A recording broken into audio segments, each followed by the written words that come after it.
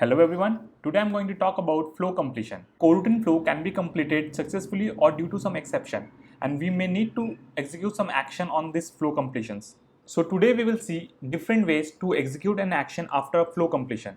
There are two ways to do that. The first way is to use our usual finally block through some imperative style of coding, and the second way is to use on completion operator through some declarative style of coding while working with coroutine's flow. So now we will try to see these two approaches using some code. So I'll go to my IntelliJ editor. Here I'll start with the main function.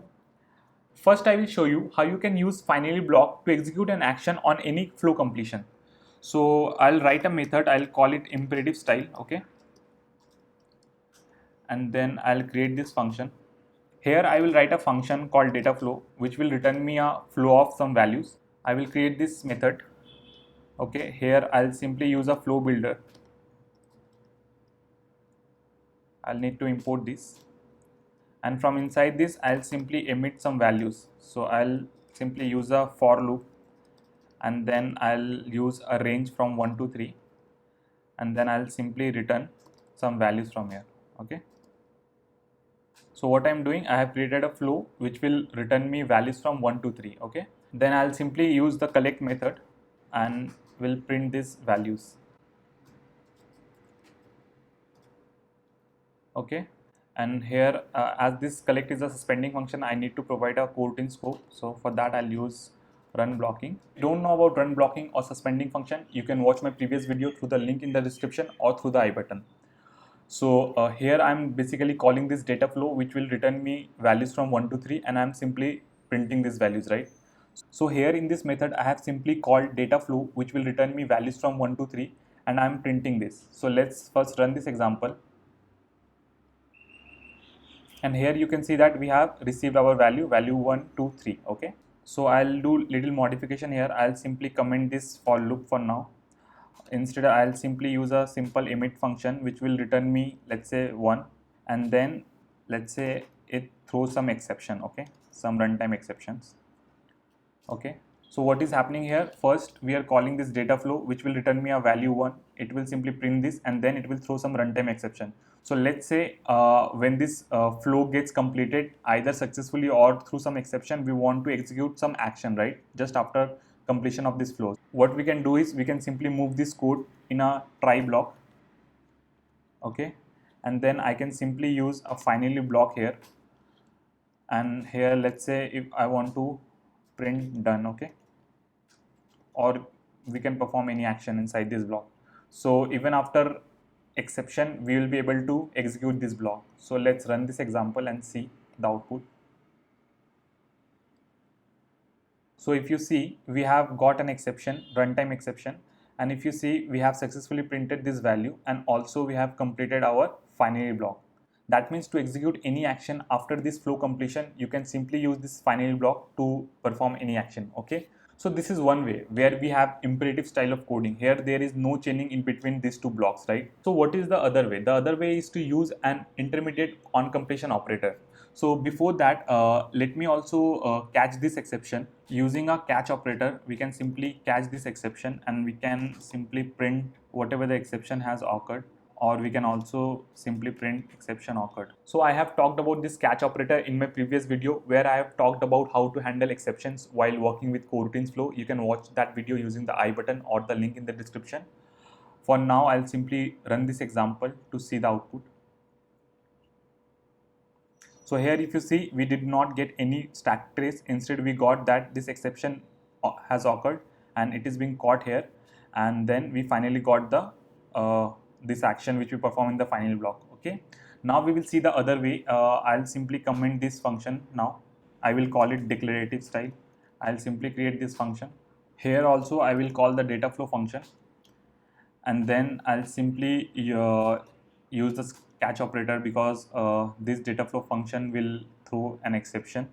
So I'll simply use this line, these two lines here. So I'll simply paste it here. So, and also for this suspending function I have to use run blocking. Okay, so now it looks pretty similar to this, but now we also want to execute some action after this flow completion, right? So for that, what we can do is we have one more operator, which is on completion operator. And using this, what you can do is you can simply execute the action you want, right? So similar to the previous one, I'll simply print done, right? And now let's see if we run this example, what is the output? We should be getting the same output as before. So here if you see, using this function also we have got our value 1, then done, and then exception occurred. Here the sequence between done and exception occurred is different because I have used this operator above this catch operator. I can simply move this down, and if I rerun this example, we will get the similar output. So here if you see, the first we got value 1, then exception occurred, and then done. Okay. This on completion operator is transparent to any exception. That is the reason when we use this on completion operator before catch, it basically knows that this flow has been completed due to some exception. That is why it printed this line and allows the exception to flow to the downstream. That is the reason it got caught in this operator and it printed this line. So also let's remove this exception. Instead, I'll comment this and I'll simply uncomment this one. So here if you see in the output, we did not get this line because there is no exception. This flow has completed successfully, and on completion of emitting these 3 values, it simply print done at the end. So if you see, after receiving all the values from the flow, it finally prints done on completion of the flow. Okay. So the key advantage of this on completion operator is that it has a nullable throwable parameter cause, using which you can know that the flow has completed successfully or due to some exception, and based on that you can perform any action inside this. So it has a parameter called cause, so you can simply print this value here. So let's say I'll print this value here. Okay, I will call it cause is this, and then done. Okay. So let's run this example again. So here if you see, as this is completing successfully, it is null, right?